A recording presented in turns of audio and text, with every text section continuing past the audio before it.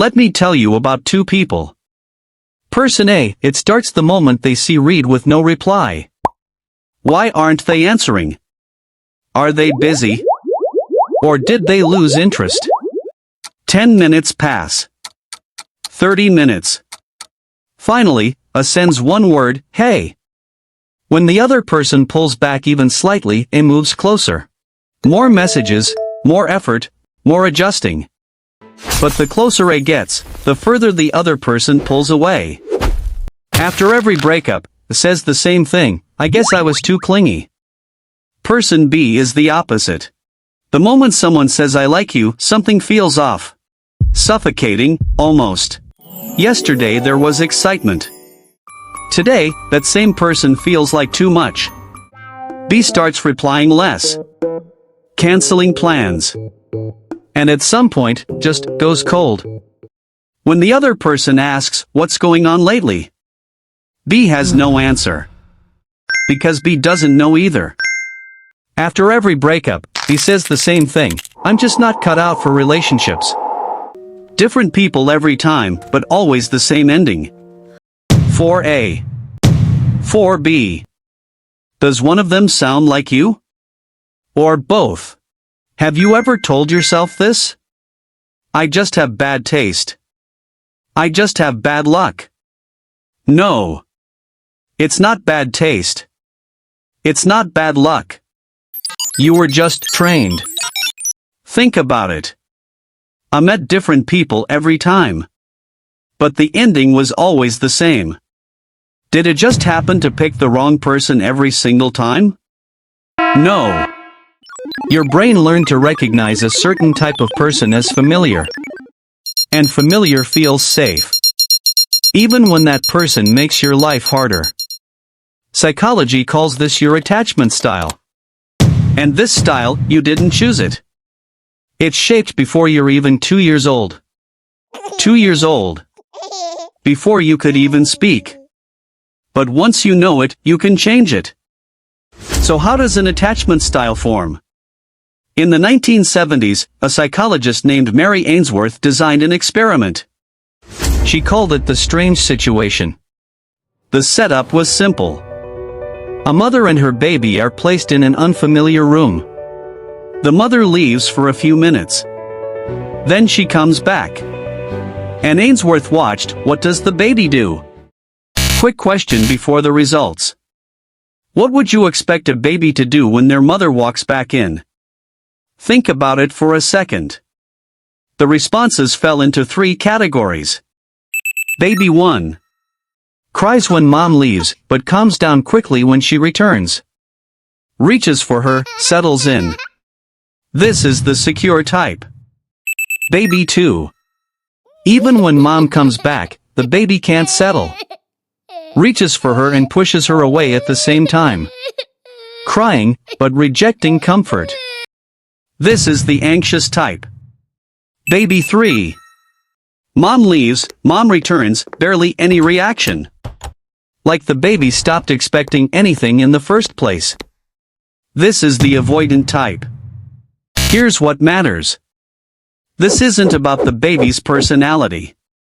It's about how consistently the caregiver responded. The baby who was held every time they cried learned, mom comes back. The world is safe. But the baby who was sometimes held and sometimes ignored learned something else, I never know when I'll be left. And that lesson doesn't stay in childhood. It follows you into every relationship you'll ever have. Now, those babies grew up. What kind of relationships do they have? Let's start with the secure type. These people are okay alone, and okay together. If someone replies late, they think probably busy and move on. When there's conflict, they don't run, they talk it through. Does that kind of person actually exist? They do. We just don't feel our hearts racing around them. The anxious type. They go all in. One reply can make or break their entire day. They reach out to feel reassured, but that pushes the other person further away, which creates more anxiety. A loop they can't get out of. That's person A. The avoidant type. The closer things get, the more suffocated they feel. They tell themselves, I'm just independent, but really, intimacy feels dangerous. So they go cold before anyone can get too close. That's person B. One question before we move on. Of these three, which one sounds most like you? But here's where something strange happens. The anxious type and the avoidant type are drawn to each other. Why? To the anxious type, the avoidant person looks attractive. Cool, independent, just out of reach. That distance feels like excitement. To the avoidant type, the anxious person feels reassuring. Someone who reaches out first, adjusts, wants them deeply. Sounds like a perfect match. But the moment things get serious, something starts to break. The anxious type wants to get closer. So they move in. The avoidant type feels too close. So they pull back. Which makes the anxious type more anxious. So they move in further. Which makes the avoidant type more suffocated. So they run further. This loop, does it sound familiar? That's right. It's A and B. And this isn't just a personality clash. The brain mistakes familiar feelings for the right feelings. If anxiety is what you grew up with, anxiety starts to feel like love. That's why a genuinely kind, stable person doesn't make your heart race. But someone who makes you anxious suddenly feels like the one. That's not your type. That's a learned pattern.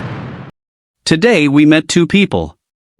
Person A waiting for a reply, then caving and sending that one word first. Person B hearing I like you and suddenly feeling suffocated. Both met different people every time. But the ending was always the same. Not bad luck. Their brains were chasing a feeling that felt familiar. And that familiarity was installed before they were even 2 years old.